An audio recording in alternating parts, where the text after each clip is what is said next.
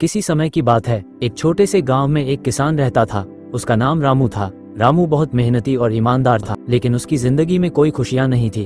उसके पास बहुत सी जमीन नहीं थी, लेकिन जो कुछ भी था उसे वो बहुत अच्छे से काम में लाता था। एक दिन रामू खेत में काम कर रहा था जब उसने एक बूढ़ी महिला को रास्ते में आते देखा। महिला बहुत थकी हुई थी और उसे पानी की जरूरत थी। रामू ने उसे तुरंत पानी दिया और उसके साथ थोड़ी देर बैठकर बातें की। महिला ने रामू से कहा, तुम्हारी अच्छाई का कोई हिसाब नहीं है, मैं तुम्हारे लिए एक तोहफा लाई हूँ। रामू हैरान होकर बोला, क्या तोहफा?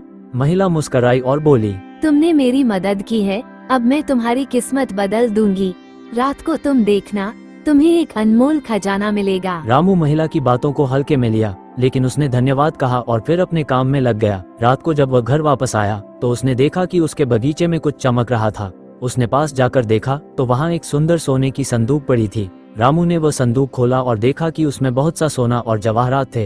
रामू खुश होकर बूढ़ी महिला के पास गया, लेकिन उसे वहाँ कोई नहीं मिला। उसने सोचा, यह मेरी मेहनत और अच्छाई का ही परिणाम है। वह खजाना लेकर गांव में आया और उसने तय किया कि वह उस पैसे से गांव के लोगों की मदद करेगा। वह गरीबों को भोजन देता, बच्चों को पढ़ाई का सामान दिलवाता और गांव के विकास के लिए काम करता। तो इससे हमें ये सीख मिलती है, अच्छाई और मेहनत का फल हमेशा मिलता है, चाहे वो सीधे तौर पर न मिले, लेकिन किसी न किसी रूप में अवश्य मिलता है। वीडियो पसंद आया तो लाइक करो और हमारे चैनल को फॉलो करो ताकि हमारी और भी मजेदार वीडियो आपको दिख सके। धन्यवाद।